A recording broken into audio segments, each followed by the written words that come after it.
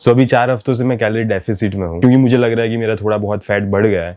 सो मैंने सोचा कि थोड़ा कैलोरी डेफिसिट में आके थोड़ा वेट को मेंटेन कर लेता हूँ एंड थोड़ा बॉडी फैट परसेंटेज भी कम कर लेता हूँ। मैंने स्टार्टिंग के फेज में कुछ रियलाइज किया कि मुझे पता नहीं क्यों भूख ज्यादा लग रही है। एंड हाँ, ये ऑब्वियस ही है ऑब्वियसली कि कैलोरी डेफिसिट में हो तो तुम्हें भूख लगने ही वाली है। लेकिन क्या हो रहा है कि जैसे ब्रेकफास्ट और लंच के बीच में जो गैप है उसमें भी मुझे लग रहा है कि मुझे कुछ खाने का मन हो रहा है।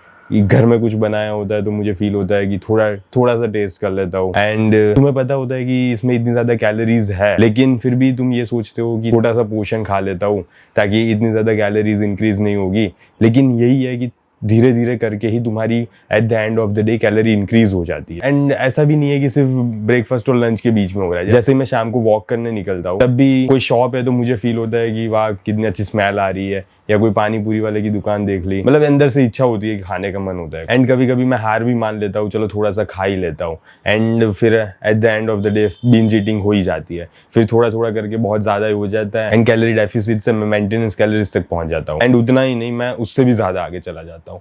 एंड फिर जो मेरा गोल होता है कि हाँ कैलोरी डेफिसिट में रहना है, उसकी तो वाट ही लग जाती है। तो ये सिचुएशन को टैकल करने का एक सिंपल सा रास्ता है कि जब भी तुम्हारे साथ ऐसे कोई सर्कमस्टेंसेस क्रिएट होते हैं तो तुम एक अनकॉन्शियस माइंड में चले जाते हो। तुम ये सोचते ही नहीं हो कि खाना क्यों खराब है, तुम ये सोचते ही नहीं हो कि बिंज ईटिंग से तुम्हारे गोल्स खराब हो जाएंगे। एंड मेनली यही है कि तुम कॉन्शियस नहीं रह पाते। सो तुम्हें कॉन्शियस रहने की ही कोशिश करनी है। तुम्हें जब भी कभी मन होता है कि हाँ बिंज ईटिंग करने का मन हो रहा है या ये खा लूं वो खा लूं अपने डाइट के अलावा, उस टाइम पे तुम्हें खाने से पहले 2 या 3 बार डीप ब्रीथिंग करनी है।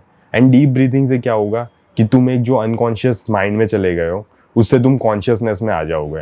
एंड फिर तुम सोच सकते हो कि अब मुझे खाना चाहिए कि नहीं, क्या ये मेरे गोल्स के लिए सही है या नहीं। एंड फिर तुम अच्छे से जस्टिफाई कर पाओगे कि हाँ ये मेरे गोल्स के लिए ठीक नहीं है तो मैं नहीं खाऊंगा। तो मेन एम यही रहेगा हमारा कि तुम्हें एक कॉन्शियसनेस के स्टेट में आना है। एंड बस यही एक काम कर लो ताकि तुम बिंज ईटिंग ना करो। एंड देखो ऐसा नहीं है कि बिंज ईटिंग कभी नहीं करना है। तुम हफ्ते में 1 या 2 बार चीट मील लो, उसमें कोई इशू नहीं है। लेकिन बिंज ईटिंग से ये होता है कि तुम कंट्रोल ही नहीं कर पा रहे, तुम्हारा अपने आप पे कंट्रोल ही नहीं है, ये साबित होता है। सो उससे बेटर यही है तुम हफ्ते में डिसाइड कर लो कि संडे या वेडनेसडे ये 1 या 2 दिन ऐसे रहेंगे मेरे वीक में कि जिस दिन मैं एक चीट मील कंज्यूम कर सकता हूँ। एंड चीट मील भी ऐसा नहीं होगा कि पूरा डे ही चीट करोगे आप, उसमें से बस यही होगा अपने लंच में कुछ और खा लिया अपने डाइट के अलावा, या तो फिर डिनर में कुछ और खा लिया। ऐसा नहीं होगा कभी भी कि आप पूरे दिन चीट मील ही कंज्यूम कर रहे हो, क्योंकि वो फिर बहुत ही ज्यादा खराब हो जाएगा। आपकी प्रोटीन इंटेक कंप्लीट नहीं होगी एंड आपकी कैलोरीज भी बहुत ज्यादा इंक्रीज हो जाएगी, क्योंकि जंक फूड में कैलोरीज बहुत ज्यादा ही होती है।